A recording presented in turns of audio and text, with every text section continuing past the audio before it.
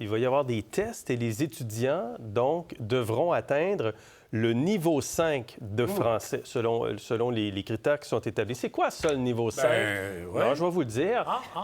Il faut avoir l'habileté à l'examen d'interagir par téléphone avec une personne, une réceptionniste ou un réceptionniste. On s'excuse, ça aurait dû être écrit le ou la réceptionniste d'un hôtel. D'écrire un problème de santé au téléphone à une infirmière ou à un infirmier. Raconter à un proche le déroulement de son examen de conduite. Tiens. Comprendre l'essentiel du téléjournal. Donc, zone info, zone économie, trop compliqué. On va mettre ça dans le téléjournal. On fait partie d'une émission d'information. Donc, ça demande quand même... ce sont des exemples. Ça demande... C'est quand même assez exigeant. Qu'est-ce que vous en pensez? Si je vais étudier en Espagne, je m'attends à étudier en espagnol. Donc, la question de la francisation, ce n'est pas un enjeu réel pour moi. Par contre, le 80 % dans le temps qu'ils le demandent, ça serait un enjeu. Et les universités ont proposé 40 % Donc, pour un premier départ, le 40 % semblait quand même raisonnable de s'assurer que 40 % des étudiants soient francisés. McGill demandait ça, c'est ça. Donc, 40 Mais la question, ça, mais la francisation, en bon français, c'est un no issue for me. C'est comme... donc ça, c'est réglé. Mais pour moi, la vraie question, c'est... le problème, c'est le sous-financement des universités francophones. Oui. Comment le fait de rendre les universités anglophones moins attractifs va nous permettre de nous assurer du financement adéquat des universités francophones?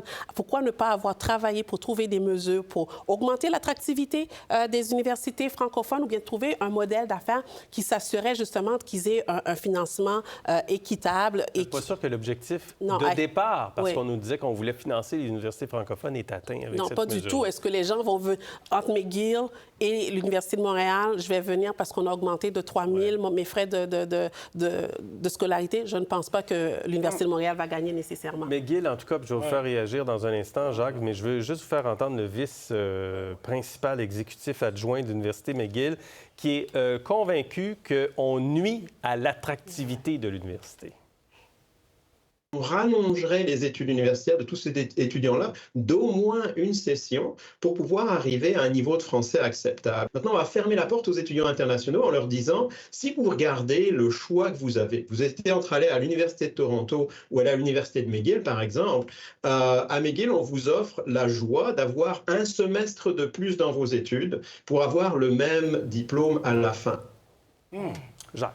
Bien, moi, si j'étais encore à la CSN et au Front commun, je les embaucherais, les gens de McGill. Pourquoi? Parce que je trouve que le gouvernement de la CAQ est beaucoup plus conciliant avec les universités anglophones qu'avec le Front commun. Au sens suivant, c'est-à-dire que... Les conciliants ne sont pas contents. Il y a une négociation en ce moment. Ils ont réussi quand même à convaincre le gouvernement qu'il fallait baisser la hauteur de la hausse des droits de scolarité. Ils ont réussi, là, assez rapidement. Et sur la question de la francisation, je m'excuse, mais c'est une proposition des universités anglophones. Ce sont elles qui ont dit... Non, 40 Oui, bien sûr. Oui, bien sûr. Mais là, on a eu un premier mouvement. On peut avoir un deuxième mouvement. On va-tu finir vraiment à 80? J'ai bien hâte de voir. Non, mais j'ai bien hâte de voir. Mais de toute façon, la mesure n'était pas obligatoire. Là, on va l'entrer dans un cursus scolaire. Donc, pour devenir ingénieur, ça va prendre 4 ans et demi à Montréal plutôt que 4 ans à Toronto. C'est une demi-année de salaire que ces étudiants-là vont perdre parce qu'ils vont graduer 6 mois plus tard, en plus d'avoir payé une session supplémentaire à l'université. Donc, financièrement, ce ne sera plus du tout rentable, à moins qu'on calcule là-dedans les frais d'hébergement qui, à Montréal, sont moins élevés qu'à Toronto. Il reste que ce calcul-là, dans le temps, va se faire par les étudiants. Donc, puis de toute façon, il y a 50 % des étudiants étrangers qui quittent le Québec après avoir gradué. Donc, comment on peut s'imaginer là, qu'on va franciser 80 % de ces étudiants-là étrangers, alors qu'il y en a déjà 50 % qui viennent ici pour une expérience d'études et qui ne font pas leur vie ici? C'est complètement incohérent. Cette proposition, de façon générale, n'aide pas les universités francophones d'aucune manière. Qui est l'objectif de départ. Parce que la question, c'est ça sera quoi la hauteur du financement des universités francophones en bout de piste? On ne le connaît pas non plus. On ne la connaît pas, la réponse. Non, mais je n'ai pas la réponse non plus. Il y avait une façon de faire avant. On a décidé d'aller vers cette façon de faire-là. 5 ans plus tard, on a les résultats que les gens, que ceux qui avaient étudié la question craignaient, à savoir que les gens vont effectivement vouloir aller davantage vers les universités anglophones. Mais pour M. Legault, qui se targue d'être un homme efficace, efficient, ça ne répond pas à la question.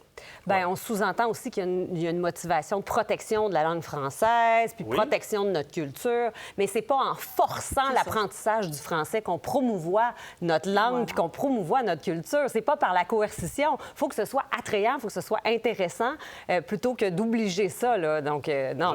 Non, mais vous avez entièrement raison, Kirlande. Vous allez en Espagne, vous allez apprendre des bouts d'espagnol. Vous allez en France, vous allez apprendre le français. Alors, comment ça se fait qu'ici, naturellement, là, on pourrait concevoir que les étudiants étrangers n'apprennent pas une partie de français pour être capables de jaser dans une ruelle, de jaser dans un Starbucks pour commander un café? Alors, moi, je réitère, les universités anglophones sont très habiles. D'abord, Bishop n'est plus dans la mire du projet. Bishop est à Montréal. Bishop est non, je le sais bien, mais le premier on fait une distinction entre les deux parce qu'on constate que le déclin du français est plus un problème à Montréal. Bien sûr qu'il est un problème du centre-ville de Montréal, mais ce que je veux dire, c'est que dans la proposition de départ, Bishop était concerné. Ils ont reculé sur Bishop.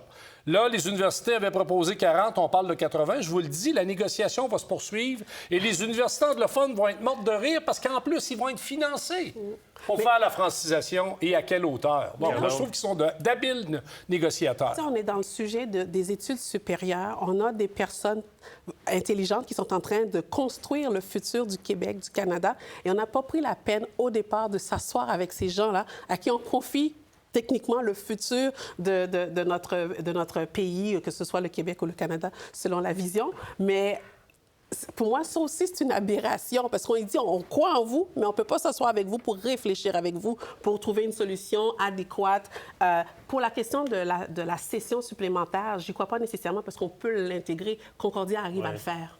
Donc, Concordia le fait déjà d'une certaine façon. Mais on ajoute une pression sur les étudiants et c'est pas vrai que si on va étudier à l'étranger, on est obligé absolument, dans le cursus du programme, d'apprendre la langue si on va faire un baccalauréat, parce que là, on parle de baccalauréat, on parle d'études de premier cycle universitaire. On peut aller faire un baccalauréat dans une université en Allemagne sans être contraint d'apprendre l'allemand dans un délai de 4 ans avec un niveau comme on exige ici au Québec. L'enjeu de la survie de l'allemand n'est pas en cause. Non, le niveau 5, c'est un niveau... L'enjeu de l'allemand n'est pas en cause, là, en Allemagne. Non, mais attends, mais ce qu'on vient de voir, ils ne sont pas à défendre une thèse de doctorat ou bien une maîtrise. C'est de pouvoir parler au téléphone avec la réceptionniste. Ils ne sont même pas obligés de comprendre zone info et zone économie. Mais les étudiants étrangers ne menacent pas notre langue. Oui, mais c'est de poser une question, c'est pas extraordinaire. Est-ce que apprendre une langue, c'est quand même pas simple, là. Puis on a une gouverneure générale qui s'appelle Mary Simon, 184 heures de cours de français et qui parle pas vraiment à un niveau encore tout à fait acceptable. Est-ce que la mesure qui est imposée à McGill, qui est imposée à Concordia, n'est pas irréaliste, dans le fond, Jacques? Ah, bien, Jacques continue à penser qu'il peut y avoir une négociation. Non, mais il peut y avoir une négociation. C'est ce qu'ils font, là, en ce moment. Vous pensez qu'ils ne se parlent pas? Il y a une négociation et la CAQ est très ouverte à négocier avec les universités anglophones. Okay. Elle ne veut pas se taper une crise. Il va y avoir un atterrissage entre les deux, vous allez voir. J'ai eu à enseigner, pour des raisons X, à un groupe de personnes arabophones qui venaient d'arriver au Québec. Pour la cause, j'ai eu à apprendre en 3 mois l'arabe. Oui? Donc, je peux lire l'arabe classique, mais j'ai quand même... Niveau 5? Bien, j'étais capable d'avoir... Il me comprenait. Là, aujourd'hui, ça fait quand même 4 ans que je n'ai pas parlé, mais j'arrivais quand même en 3 mois à être capable d'avoir une conversation, de commencer le cours, puis de continuer en français. Mais c'était pas facile, certainement. 3 mois. 3 mois à temps plein ou des heures ici, là? Non, avec Wikipédia... attention, Gérald parle arabe. Mais je veux terminer sur cette discussion-là. C'est une question de volonté, effectivement, mais bon... C'est une mesure populiste. Bon, on a compris. La dernière question que je veux poser là-dessus, est-ce que le gouvernement comprend bien l'importance de l'Université McGill, qui est une institution très forte? C'est une des institutions les plus connues dans le monde, qui sont identifiées au Québec, à Montréal, au Canada. Est-ce qu'il y a une... Parce que là, on se retrouve dans un affrontement avec McGill, Jacinthe. Oui, non, on ne comprend pas l'envergure, le prestige, la fenêtre sur le monde que ça nous ouvre.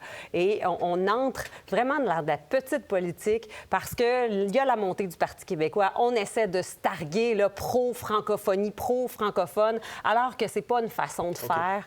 C'est une institution universitaire d'envergure. Il faut prendre le temps de bien comprendre l'écosystème.